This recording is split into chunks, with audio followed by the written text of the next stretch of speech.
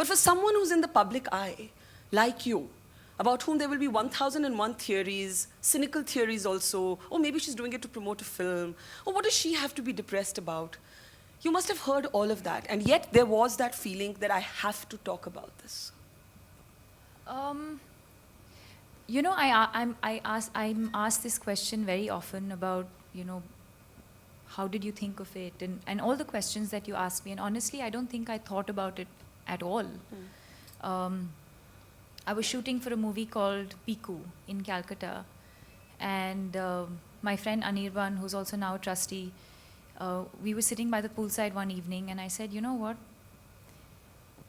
I feel like talking about it, you know. And he was like, yeah, go for it, you know.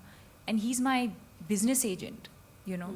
He should have ideally said, Koi picture nahi dekhne aayega yeah, iske you know, baad. like, are you crazy? Like, you know, your contracts are like, no one's going to sign you, or who's going to work with you, or, you know, any of that. And he just looked at me and said, yeah, great, I think you should.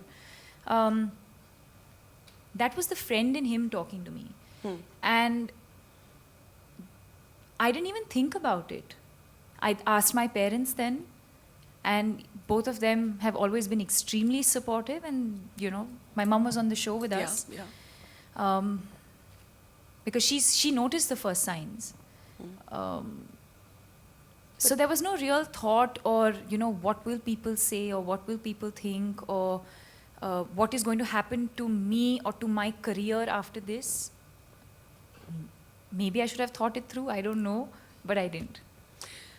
I remember this one thing you said to me, and you said there were mornings that I did not want to wake up.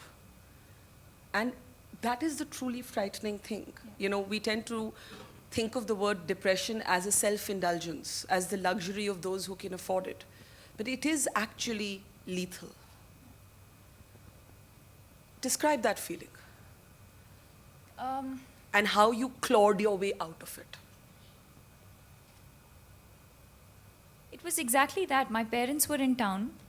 They keep visiting me at least every month, and now even more often.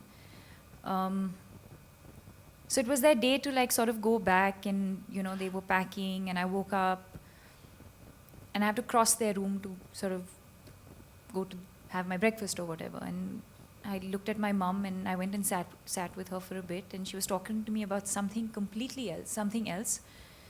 And I started crying, you know. And I've always tried to be very, very strong about it, because I live in Mumbai, they live in Bangalore, so I always try and put up a very brave front, even on the phone. I could have had the most difficult day, but when I talk to them, I literally have to take a deep breath and calm myself down to give them that feeling of assurance that I'm fine. So, you know, we were talking about something, and I broke down, and I think, you know, thanks to her awareness, she immediately said, I think we should call Anna, because she's a family friend, and I think we should talk to her about it. And I did. Anna Chandy, who's here today. Yes. Every day was a struggle, you know. And now when I talk to more and more people about it, or people come and talk to me about their experiences, I know of people who've struggled for 8 years, 10 years, 25 years. Some people, you know, sort of live with it for a lifetime. And so when I compare myself to them, I feel like it was 4 months of my life. It started in Feb, and by June, July, I was okay. But like I said, it was the worst feeling of my life. And it felt like every day felt like forever. Every second felt like forever. And there were, like, you know, I told you last time also, there were days where I just felt like, it's not worth this, you know. It's not worth the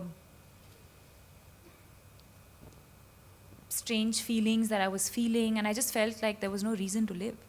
There was obviously no one definite reason why I was feeling that way, but I had everything going for me, and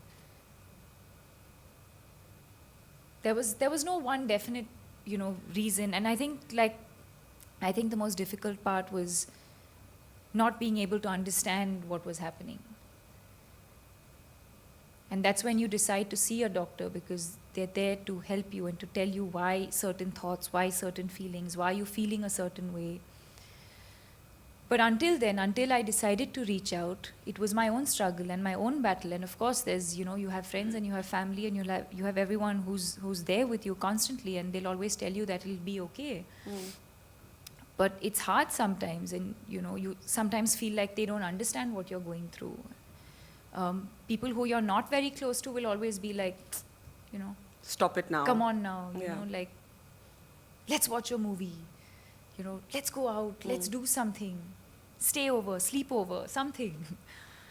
But no, you don't feel like doing anything. You don't feel like, maybe sometimes, you know, when you're on a high, when you feel normal, it's not a constant feeling. You feel high and you feel low, and when you feel better, you feel like going out, then you reach somewhere, and suddenly in a room full of people, I could be sitting here right now and feeling completely lost. It's strange. And I think the scariest part is you don't know when it sort of Creeps up creeps on up on you.